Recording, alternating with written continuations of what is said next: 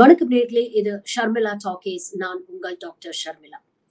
கொல்கத்தாவுல ஒரு வாரமா தொடர்ந்து போராட்டம் பண்ணிட்டு இருக்கிறாங்க. மருத்துவர்களுக்கு பணி செய்யக்கூடிய இடங்கள்ல போதுமான வசதிகள், அடிப்படை வசதிகள் இல்ல, பாதுகாப்பு இல்ல, பாலியல் சுரண்டலுக்கு ஆளாகிறாங்க. எங்களுக்கு சேஃப்டி இல்லைன்னா நாங்க எப்படி வேலை பார்க்கறது? நோ சேஃப்டி நோ டியூட்டி அப்படின்னு சொல்லி ஒரு வாரமா போராடிட்டு இருக்கிறாங்க. இதை கருத்தில் கொண்ட சுப்ரீம் கோர்ட் சுவோமோட்டோவா இந்த கேஸ கையில எடுத்து ஜஸ்டிஸ் சந்திரசூட் சரமாரியான கேள்விகளை மாநில அரசையும் ஒன்றிய அரசையும் நோக்கி எழுப்பி இருக்கிறாரு. நேஷனல் லெவல்ல ஒரு டாஸ்க் போர்ஸ் ஏற்படுத்துங்க.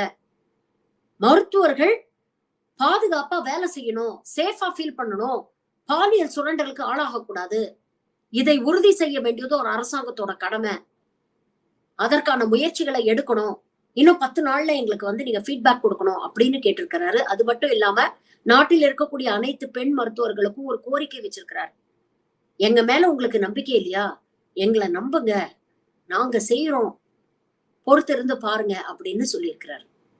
இதெல்லாம் ஒரு பக்கம் நடக்கும் பொழுது இன்னொரு முக்கியமான துறையில எந்த அளவுக்கு பாலியல் சுரண்டல்கள் நடக்குது, எந்த அளவுக்கு பெண்கள் இழிவாக நடத்தப்படுகிறார்கள், எந்த அளவுக்கு விக்டிமைஸ் பண்ணப்படுறாங்க, ஹராஸ் பண்ணப்படுறாங்க அப்படிங்கிற ஒரு விஷயம் ஹேமா கமிட்டி ரிப்போர்ட் மூலமா வெளியில வந்திருக்கு. இது என்ன புதுசா இருக்கே ஹேமா கமிட்டி ரிப்போர்ட் அப்படின்னு பல பேர் கேட்கலாம். கடந்த 2017ஆம் ஆண்டு கேரளால ஒரு சம்பவம் நடந்தது. ஒரு பிரபல நடிகர் திலீப் தன்னுடன் பணியாற்றிய சக நடிகைய, ஒரு ஹீரோயின ஆட்களை வைத்து பாலியல் வன்கொடுமைக்கு ஆளாக்குன ஒரு விஷயம் பெரிய பரபரப்பை ஏற்படுத்திச்சு. இன்னமும் அந்த கேஸ் நடந்துகிட்டு இருக்கு. இது சம்பந்தமாக மலையாளம் பிலிம் இண்டஸ்ட்ரியில இருக்கக்கூடிய எல்லா நடிகைகளும் சேர்ந்து அரசாங்கத்துக்கு ஒரு கோரிக்கை வைக்கிறாங்க. ஏகப்பட்ட பாலியல் சுரண்டல்கள் நடக்குது, மலையாளம் இண்டஸ்ட்ரியே பாதுகாப்பான ஒரு இண்டஸ்ட்ரியா இல்ல, அதுவும் குறிப்பாக பெண்களுக்கு ஏகப்பட்ட பாலியல் சுரண்டல்கள் நடக்குது, அநீதி நடக்குது, இதெல்லாம் விசாரிக்கணும், இதற்கெல்லாம் ஒரு தீர்வு வேணும் அப்படின்னு சொல்லி நிறைய பெண்கள் women in cinema collective WCC அப்படின்னு ஒரு ஆர்கனைசேஷனை ஃபார்ம் பண்ணி முதலமைச்சர் பினராயி விஜயன் கிட்ட ஒரு கோரிக்கை வைக்கிறாங்க. அந்த கோரிக்கையின் அடிப்படையில் 2017ஆம் ஆண்டு கேரளா அரசு அமைத்த கமிட்டி தான் இந்த Hema committee. Retired justice Hema தலைமையில 3 நபர்கள் கொண்ட கமிட்டி. ஒன்னு ரிட்டையர்ட் ஜஸ்டிஸ் ஹேமா, இன்னொன்னு ரிட்டையர்ட் IAS ஆபீசர் வல்சலகுமார், மூன்றாவது பழம்பெரும் நடிகை சாரதா. இந்த கமிட்டி ஆய்வு செய்து 2019ஆம் ஆண்டு அவங்களோட ரிப்போர்ட்டை ஃபைல் பண்ணிட்டாங்க. 200க்கும் மேற்பட்ட பக்கங்கள் கொண்ட இந்த ரிப்போர்ட்ல பல திடுக்கிடும் உண்மைகளை அவர்கள் வெளிப்படுத்தி இருக்கிறாங்க. ஆனா கடந்த 5 வருஷமா இந்த ரிப்போர்ட் பப்ளிக் ஆகக்கூடாது, இந்த ரிப்போர்ட் வெளியில வரக்கூடாது அப்படிங்கிறதுக்காக எவ்வளவு பேர் முயற்சி பண்ணாங்க. Within the film industry, political parties, ஏகப்பட்ட ஸ்டே கேஸ், இதெல்லாத்தையும் தாண்டி கடந்த திங்கட்கிழமை கேரள அரசு இந்த ஹேமா கமிட்டி ரிப்போர்ட்டை வெளியிட்டிருக்கு. இதுல ஒரு சில பக்கங்களை அரசாங்கம் வெளியிடல. ஏன்னா அதுல தனி நபர்களுடைய பெயர் மென்ஷன் பண்ணிருக்கிறாங்க. அவங்க எல்லாம் இன்னும் இண்டஸ்ட்ரியில தான் இருக்கிறாங்க. இந்த விஷயங்கள் வெளியில வந்தா சம்பந்தப்பட்டவங்களுக்கு பாதுகாப்பு இருக்காது, பணி செய்யக்கூடிய இடங்கள்ல அவங்க ஹராஸ்மெண்ட்டுக்கு ஆளாவாங்க அப்படிங்கிறதுக்காக சில விஷயங்களை அவங்க தவிர்த்துட்டு மீதி இருக்கக்கூடிய 235 பக்கங்களை வெளியிட்டு இருக்கிறாங்க. இன்னைக்கு கேரளால இது ஒரு பெரிய பரபரப்பை ஏற்படுத்தியிருக்கு. இந்த ரிப்போர்ட்டை நீங்க படிச்சீங்கன்னா ரொம்ப வலியாவும் ரொம்ப வேதனையாவும் இருக்கு. திரைத்துறையில காலங்காலமா பெண்கள் பாலியல் சுரண்டலுக்கு ஆளாகிறாங்க அப்படிங்கிறது எல்லாருக்குமே தெரிஞ்ச விஷயம்தான். ஆனா எந்த எக்ஸ்டென்ட்டுக்கு இது இன்ஸ்டிடியூஷனலைஸ் பண்ணப்பட்டிருக்குது, எந்த அளவுக்கு சில ஆண்கள் நடிகர்கள், டைரக்டர்கள், ப்ரொடியூசர்கள் இவங்கெல்லாம் சேர்ந்து ஒரு மாஃபியா கேங் மாதிரி செயல்பட்டு ஒட்டுமொத்த மலையாளம் பிலிம் இண்டஸ்ட்ரி அவங்க கண்ட்ரோல்ல வச்சிருக்காங்க அப்படிங்கறத இந்த அறிக்கை வெளிப்படுத்திருக்கு. பெண்களுக்கு எந்த விதமான பாதுகாப்பும் இல்லை அப்படின்னு சொல்லியிருக்கிறாங்க. நடிக்கக்கூடிய பெண்கள், அதுவும் குறிப்பாக கேரக்டர் ஆர்டிஸ்ட், ஜூனியர் ஆர்டிஸ்டோட நிலைமையெல்லாம் பாத்தீங்கன்னா ரொம்ப மோசமா இருக்கு அப்படின்னு எழுதுறாங்க. அவுட்டோர் ஷூட்டிங்க்கு போனா உடை மாற்றுவதற்கு, அவங்களுடைய டெய்லி டியூட்டிஸ், டாய்லெட் போறதுக்கு, ட்ரெஸ் சேஞ்ச் பண்றதுக்கு, இதுக்கெல்லாம் ப்ராப்பரான இடங்கள் அவங்களுக்கு கிடையாது. வெயிலா இருந்தாலும் மழையா இருந்தாலும் பல மணி நேரம் நிக்க வைக்கிறாங்க. சரியா சாப்பாடு போடுறது இல்ல, சரியா தண்ணி கூட கொடுக்கறது இல்ல. இதெல்லாம் சகிச்சுக்கிட்டு ஒரு நாளைக்கு 19, 20 மணி நேரம் நாங்க வேலை செய்ய வேண்டியிருக்கு அப்படின்னு ஏகப்பட்டவர்கள் இந்த கமிட்டியில அவங்களுடைய வாக்குமூலங்களை கொடுத்திருக்கிறாங்க. அதே மாதிரி பாலியல் சுரண்டல், எந்த லெவல்ல எடுத்துக்கிட்டாலும் பாலியல் சுரண்டல் நடக்குது. ஒரு ரோல்ல நடிக்கணும் அப்படின்னா அதற்கு எவ்வளவோ பேரை அட்ஜஸ்ட் பண்ண வேண்டியிருக்கு, எவ்வளவோ பேருக்கு இணங்கி போக வேண்டியிருக்கு. இதெல்லாம் மீறி நடிச்சு முடிச்சதுக்கு அப்புறம் நடிச்சதுக்கான காசை வாங்குறதுக்கு ப்ரொடியூசர் கிட்டயும் மேனேஜர் கிட்டயும் லோ லோ லோன்னு அழைய வேண்டியிருக்கு, பல இழிச்சொல்ல கேட்க வேண்டியிருக்கு.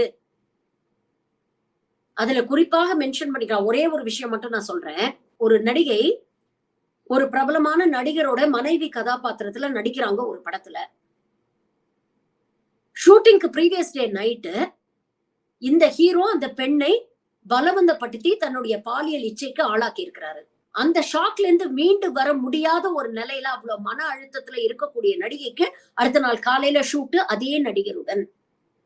சீன் என்னன்னு பாத்தீங்கன்னா, இவங்க 2 பேருக்கும் ஒரு லவ் சீன், இன்டிமேட்டா இருக்கிற மாதிரி ஒரு சீன்.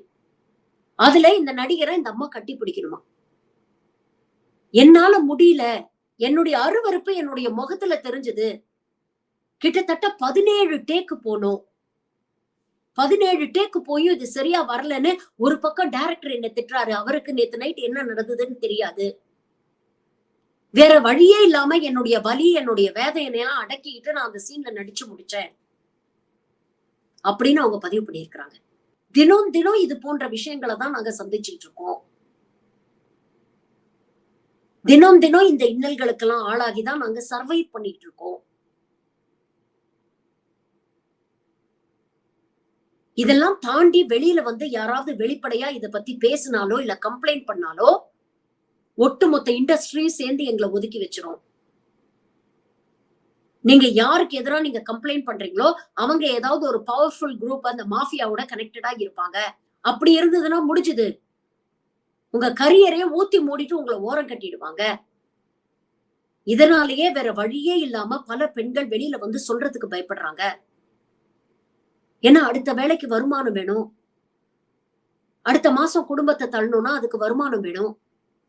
பல பேர் குடும்ப கஷ்டத்தினாலேயும் வறுமையினாலேயும் தான் வேலை செய்யறதுக்கு வராங்க.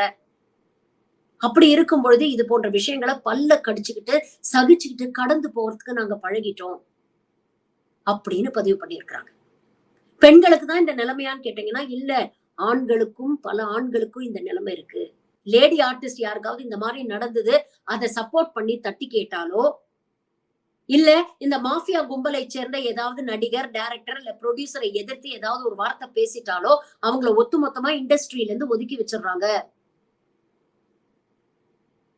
இதற்கு பல உதாரணங்கள் சொல்லலாம். நடிகர் திலகன், டைரக்டர் வினயன், இப்படி நிறைய உதாரணங்கள் சொல்லலாம் அப்படின்னு இந்த கமிட்டியில மென்ஷன் பண்ணிருக்காங்க ரிப்போர்ட்ல.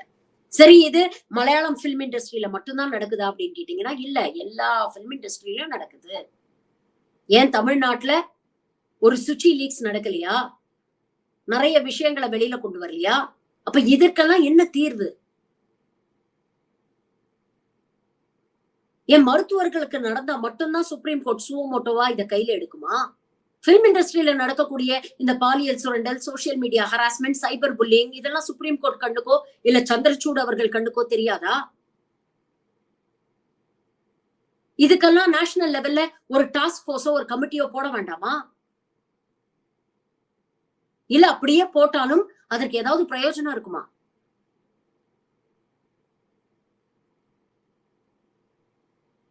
அடுத்த தடவை ஒரு நடிகையை பத்தி ஏதோ ஒரு விமர்சனமோ இல்ல கிசோ இல்ல காசிப்போ வந்ததுன்னா கொஞ்சம் யோசிச்சு பாருங்க.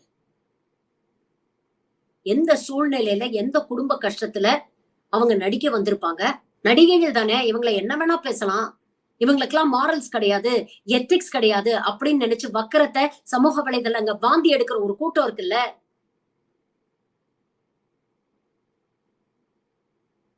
அவங்க எல்லாரும் ஒரு நிமிஷம் யோசிச்சு பார்க்கணும். உங்க வீட்டுல இருக்கக்கூடிய பெண்கள் மாதிரிதான் சினிமா துறையில் இருக்கக்கூடிய பெண்களும். அவங்களுக்கு வேற வழி இல்ல அப்படிங்கறதுனால பல்ல கடிச்சுக்கிட்டு இந்த இண்டஸ்ட்ரியில இருக்கிறாங்க. ரொம்ப ஈஸியா சொல்லிடலாம். இஷ்டம் இல்லைன்னா கிளம்பி போங்களேன், வேற ஏதாவது வேலை செய்யுங்க, மூட்டை தூக்கி பிழைங்க, கஷ்டப்பட்டாலும் கௌரவமா கூழ் குடிங்க, கஞ்சி குடிங்க. இதெல்லாம் சொல்றது ரொம்ப ஈஸி. ஆனா அந்த சிச்சுவேஷன்ல பிராக்டிகலா இருக்கும் பொழுது அந்த அபியூஸ விட்டு வெளியில வர்றது ரொம்ப கஷ்டம். அடுத்த தடவை ஒரு நடிகையை பத்தி இழிவாக பேசுறதுக்கு முன்னால, இல்ல ஒரு கிசுகிச பகிர்வதற்கு முன்னால, இது போன்ற விஷயங்களை கொஞ்சம் யோசிச்சு பாருங்க. உங்க வீட்டுல ஒரு பெண் இருந்தா அவளுக்கு எவ்வளவு மரியாதை கொடுக்குறீங்க, அதே மரியாதைய அடுத்தவங்க வீட்டு பொண்ணுக்கும் கொடுக்க முயற்சி பண்ணுங்க.